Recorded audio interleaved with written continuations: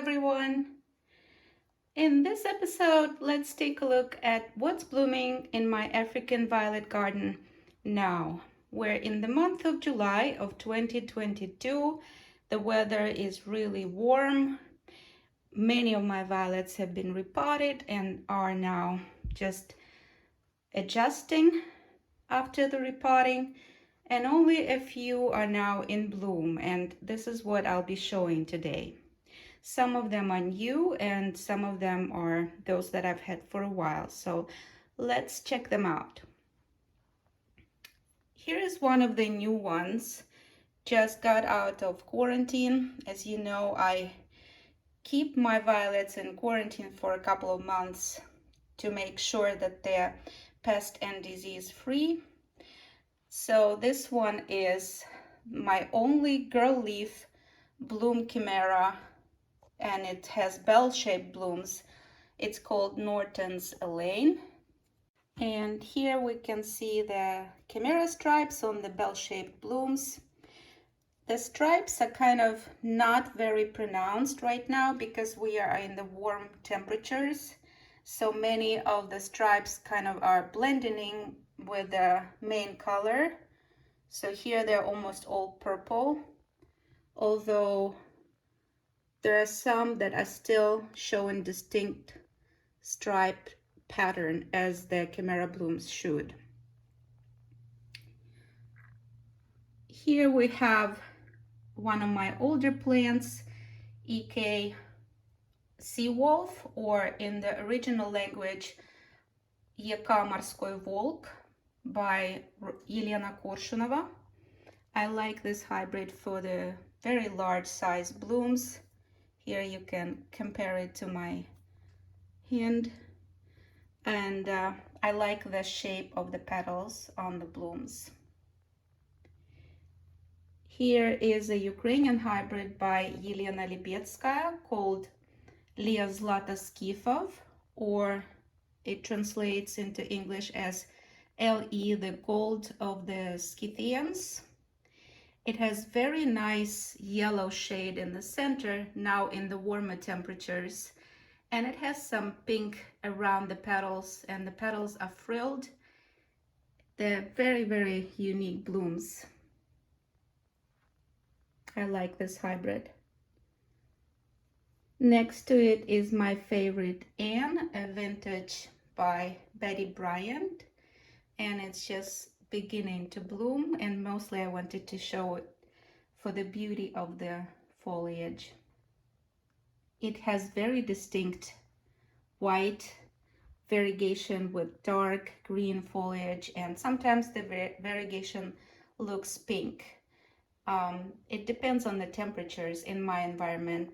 Here the lights are regular shop lights, not the grow light that I showed in one of my previous videos. That one is known to cast the pinkish hue or the pinkish shade on the leaves and on the blooms, but these are just regular LED shop lights, and they do not change the color of the foliage and the color of the blooms. So this is the real color that you see on video. Here we have a sport of Paul Serrano's and Linden Lion greenhouses hybrid called Raspberry Rain. This is a very interesting plant. It's been changing colors of blooms in my collection all the time, and sometimes when I propagate it, it blooms with the color it's supposed to be blooming with, which is kind of lighter pink with some purple and I believe some blue fantasy. Don't quote me on that, but you can check out the official description of this hybrid if you'd like, and you can see that this is a much darker color than what it's stated in the official description. I still like it because it's very unusual, very dark, very rich color on the blooms. So I will always keep it in my collection. And of course it has some variegated foliage, which is very nice. So that's Raspberry Rain Sport. And sports are, as we know, the plants that do not bloom or do not grow true to description, because the plant can sport not only in the color of the blooms or the shape of the blooms, it can also sport in the color and shape of foliage. But here we have a bloom sport of raspberry rain. And here is a favorite of many, Blue Dragon. This is just the first bloom beginning to open on the very new young plant. Very nice blue lavender kind of color with some very nice edge around the petals, which is kind of like raspberry purple and then some green edge around. The blooms open up much larger. This is just a very young bloom. Next is one of my favorite no ID varieties. This is also a very young plant, just beginning to bloom. It has beautiful dark foliage, shiny, and single pansy shaped purple blooms with some lighter lavender shade on the lower 3 petals and darker shade in the upper 2 petals. Here in front is one of the new plants in my collection, Amadeus by Konstantin Morev. Now this one is a surprise for me. This plant comes from the Linden Line greenhouses, and it recently started to bloom after the quarantine. It's supposed to have much more white around the petals and also in the center. It's supposed to have white center and white wide band around the petals. Right now I'm attributing it to the warmer temperatures, that it blooms almost mostly with the main color, which is kind of like raspberry red color, dark wine red color, I would describe it. And as you can see, it does have just tiny specks of white, but not nearly as much as the regular blooms do. But look at the size of these blooms. They're just huge. And I love the fluted edge around the petals. Fluted and frilled, very beautiful. I highly recommend this hybrid. Now, next one here, also from Linden Line greenhouses, is Evening's Descent. This is just beautiful.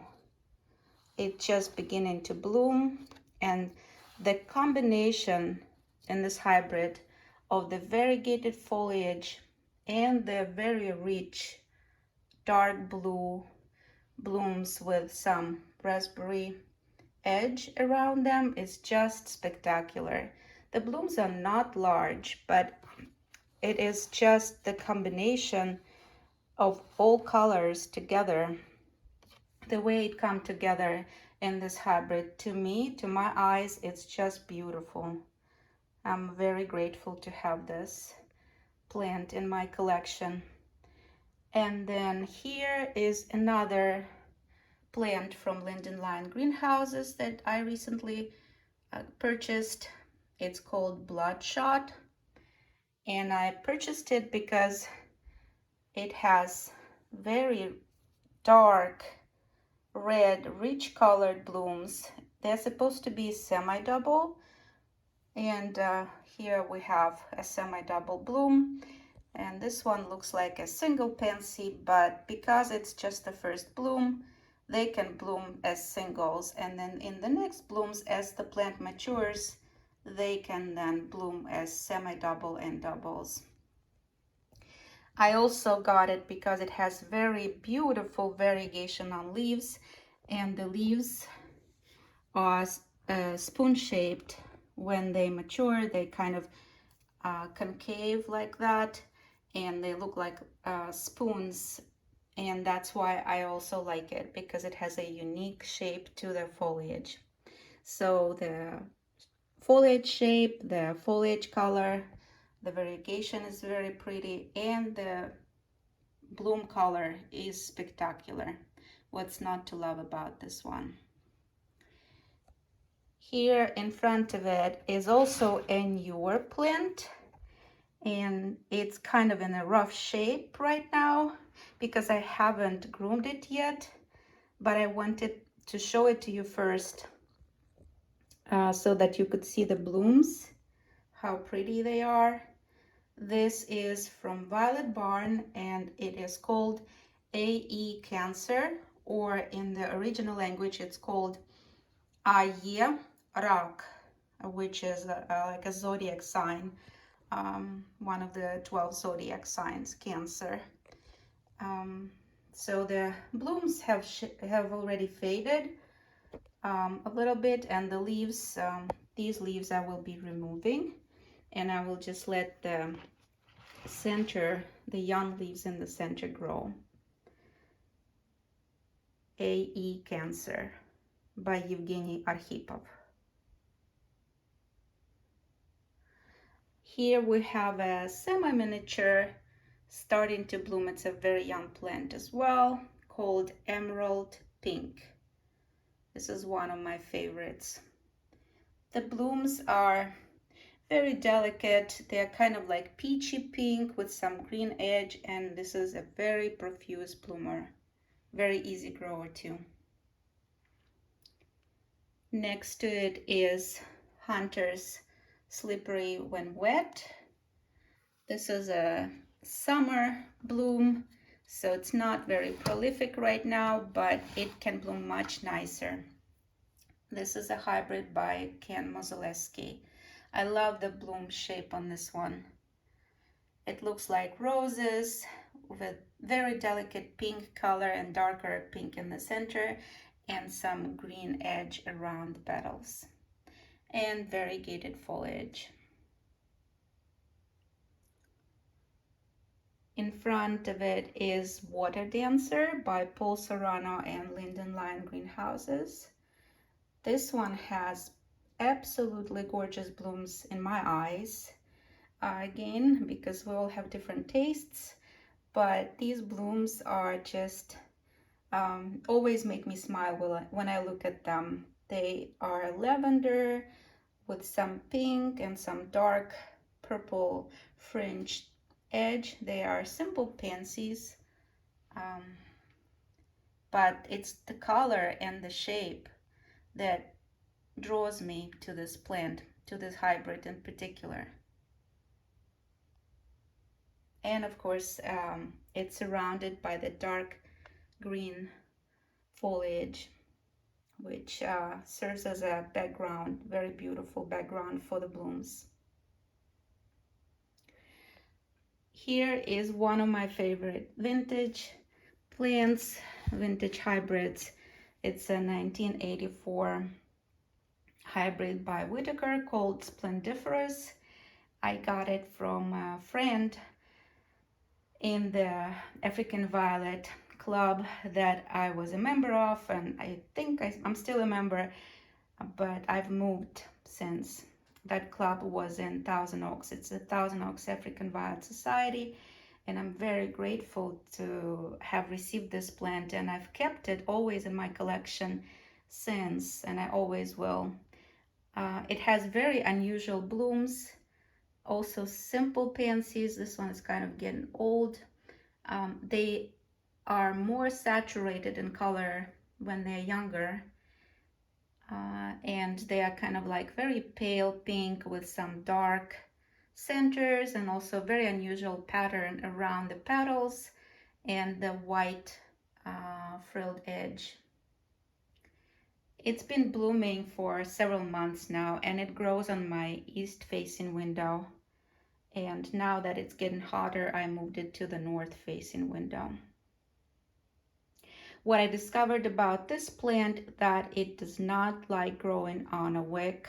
So it does not, at least in my environment, it does not accustom well to wick watering. So this one is growing with the top watering method, just in a regular pot. And The ceramic pot is just a decoration, but it is in a plastic pot, in a regular plastic pot inside of that ceramic pot.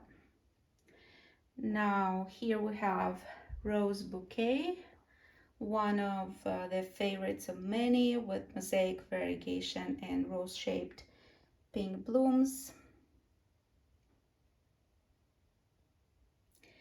Here we have a trailer Ellie Gardner, very pretty pink blooms. Here is a relative of African violets.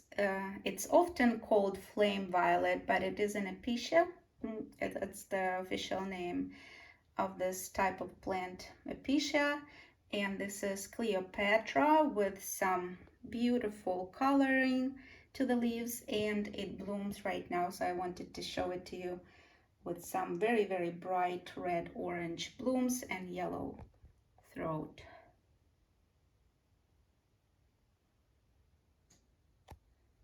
Here is a semi-mini called Emerald Bell by Barishova.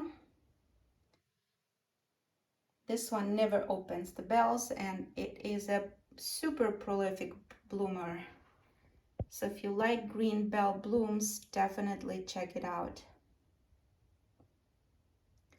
And finally, this is a Chimera semi-miniature with variegated foliage and Chimera blooms. It's called Eternal Orbit, and it's by Linden Lion Greenhouses.